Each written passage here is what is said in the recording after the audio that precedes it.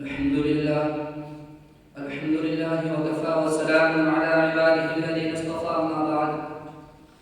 أعوذ بالله من الشيطان الرجيم. بسم الله الرحمن الرحيم. ومن يرتد منكم عن دينه فيمت وهو كافر فأولئك حبطت أعمالهم في الدنيا والآخرة وأولئك أصحاب النار هم فيها خالدون. حضرات سامعین کرام، قوت فکر و عمل پہلے فنا ہوتی ہے، تب جا کے کسی قوم کی شوکت پہ زوال لاتا ہے.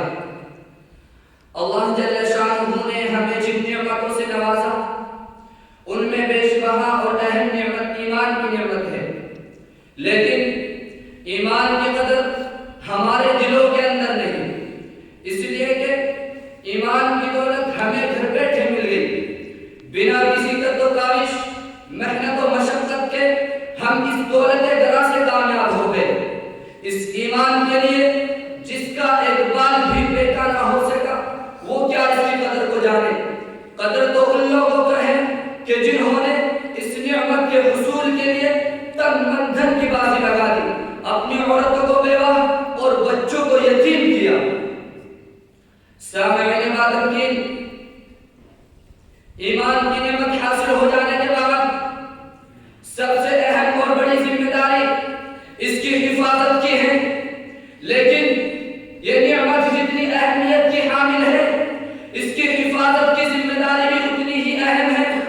چنانچہ اگر کوئی ایمان لانے کے بعد کفر کو اختیار کرے، مرتد ہو جائے، اسلام سے پھر جائے، تو مرتد کی سزا بڑی دردناک ہے.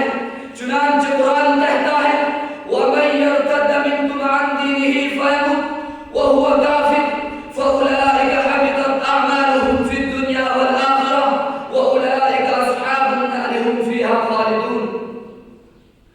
یعنی جو کوئی تم میں سے ایمان لانے کے بعد کفر کو اختیار کرے، مرتد ہو جائے، اسلام سے پھر جائے، اللہ و رسول اللہ کا انکار کرے، قرآن کریم کا انکار کرے، صحابہ کا انکار کرے اور کفر ہی کی حالت میں انتقال کر جائے، تو ایسے لوگوں کے اعمال دنیا میں بھی اور آخرت میں بھی ضائع ہو جائیں گے اور یہ لوگ ہمیشہ ہمیشہ کے لیے دوزخ میں رہیں گے. والعیاذ باللہ.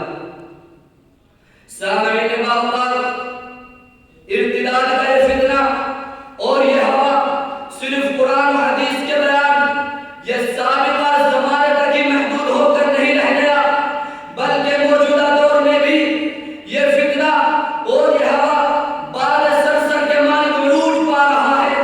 اور یہ صرف بیرون ممالک تک ہی نہیں سمٹ کر رہ گیا، بلکہ ہمارے ملک ہندوستان میں بھی یہ فتنہ زور و شور کے ساتھ اٹھ رہا ہے. آئے دن اخبارات اور دیگر ذرائع ابلاغ کے ذریعے یہ خبریں ملتی رہتی ہیں کہ آج فلاں جگہ ایک مسلم لڑکی نے غیر مسلم سے شادی کر لی اور مذہب تبدیل کر لیا، اور فلاں شہر میں پورا کا پورا خاندان دین اسلام سے پھر گیا. والعیاذ باللہ والعیاذ باللہ. حضرات، یہ مسئلہ بے حد سنگین ہے. ہر روز ارتداد کے نئے مسائل سامنے آ رہے ہیں.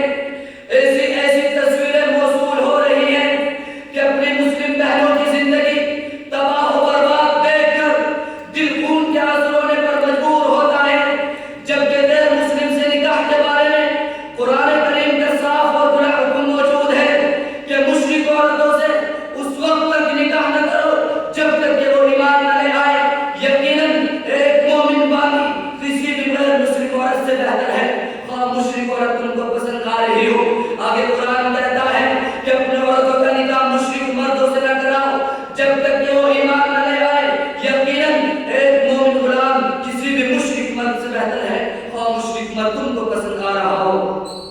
سامعین باوقار، اگر اس فتنے کے اسباب پر غور کریں تو اس بے حیائی کے بہت سے اسباب ہیں کہ جن میں فحش و ناجائز تعلقات پر مبنی ٹی وی سیریل، موبائل کا غلط استعمال، مخلوط نظام تعلیم، ذاتی طور پر دینداری کی کمی اور مسلم گھرانوں میں دینی ماحول کا فقدان ہے.